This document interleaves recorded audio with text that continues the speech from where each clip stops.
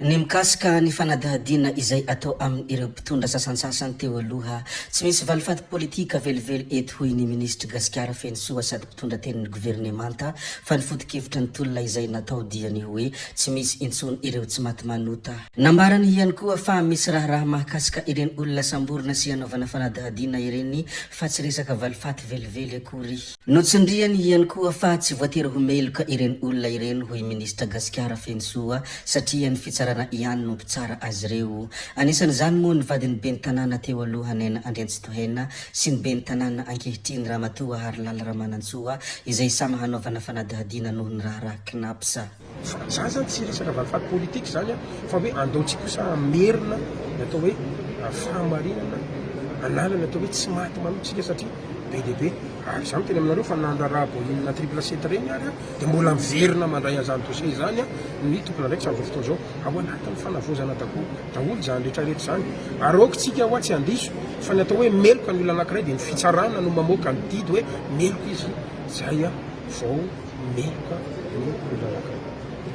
Nanambara aniny zavatra izay anisan'ny tsara ho fantatra iny moa ny ministry ny serasera sy ny kolotsaina Andriamatoa Gasikara Fensoa fa ny amin'ny ireo resaka syndicat kosa dia misy fitakina izay nataony izy ireo mitaky ny hamahana ny mpitarika ny syndicat voasambotra ireo syndicat maromaro izay ao amin'ny fakitra antsinanana. Izy ireo ihany koa dia mitaky ny fanesorana ny tale generaly ny Jirama ary tsy mbola hiverina hiasa izy ireo fa tsy manapaka ny jiron'ny vahoaka kosa. Nanao izany fanambarana izany ireo syndicat maromaro izay mivondrona ndeha mo arantsika vetivetiny amin'izay fitakina izay ataony ireto syndicat maromaro ao amin'ny fakitra antsinanana ireto izay mitaky ny amoahana ny mpitarika ny syndicat izay voasambotra. Fanambarana izay mpiasan'ny Jirama eto amin'ny faritra antsinanana dia miombona amin'ireo namanay manerana ny Madagasikara ary manohitrany ny fitakina ho fanalana ny DG Ronwes sy fanafanana institut vaovao Jirama SA. Ambaranay amin'ny kitsopo fizahay dia tsy maniry na mikasa ampijaly ny vahoaka malagasy ary maneho ny fialantsiny amin'izay fanelingelenana mety ateraka izany. Tsekenay ary takinay ny famoahana ireo namanay tsy misy atakandro izay nosamborina noho ny fitakina ny zoanay anala ny DG vazaha. Tsekenay ihany koa ny fikasana isambotra ny namanay hafa izay mbola lazaina fa karohana ankehitriny noho ny fitokonana izay atao. Ambaranay ary fa ny Jirama manerana ny nosy dia mikatona ary tsy miverina miasa izany raha tsy voavaly ny fitakinay. Ireto avy ny syndicat ny Jirama izay miara-miombona manao izay fanambarana izao: TM, Sekrima, SEM, SMG ary ny Serema.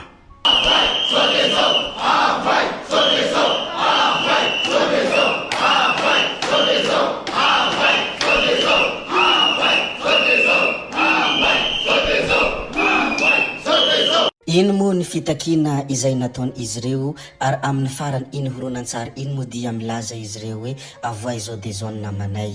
Fa ny filohan'ny anterimeram-pirenena kosa dia nanao ny fanambaram-pananany androany alakamisy 17 Novambra 2024. Nanao izany fanambaram-pananany izany moa izy teny amin'ny fitsarana avy momba ny lalam-panorenana izay teny Ambohidahy. Ny filohan'ny anterimeram-pirenena moa dia efa iarantsika mahafantatra fa Andriamatoa sy teny Randriana Soloniaiko. Rehefa voazara sy voaresaka atsika moa ny mikasika aniny filohan'ny anterimeram-pirenena iny dia ndeha resika iresaka kely ny mikasika ny resaka afo sy ny firehetana manambondro vangian-drano mirehitra indray ny tanàna any antoerana. Marina fa efa fanindrony amin'izao no nitrangana haitrano tany antoerana mifamonjy ny mpiarabelona saingy kosa dia tsy afa manohatra amin'ny famonoana afo izy ireo. Tamin'ny fotoana nitrangany ity firehetana ity ora vitsivitsy lasa izay moa dia nilavonjy ny mponina any manambondro. Hozarantsika aty ihany moa ny fivoarany afo any antoerana sy ny zava-mitranga aoriany ity firehetana ity. Mialohany hamaranantsika tanteraka ity video ity moa dia tsara ny mampiatsiahy fa tena tsy ankasitrahany ireo syndicat ao amin'ny Jirama moa ity DG Ronwes ity mahatonga izy ireo mitaky isan'andro ny hoe miala DG Jirama Ronwes, miala DG Ronwes. Tompoko vavy sy tompoko lahy, zay ihany koa no namarana ny video antsika koa dia mankasitraka anareo na vitany haino hatramin'ny farany ary mbola manentana anareo foana ny mbola hanaraka araka ny video manaraka izay alatsaka iato misesisy zay fa tsy halavy ny resaka hametra veloma izahay veloma vetivety amin'ny manaraka indray no manao ny misimisy veloma ary tompoko lahy veloma tompoko vavy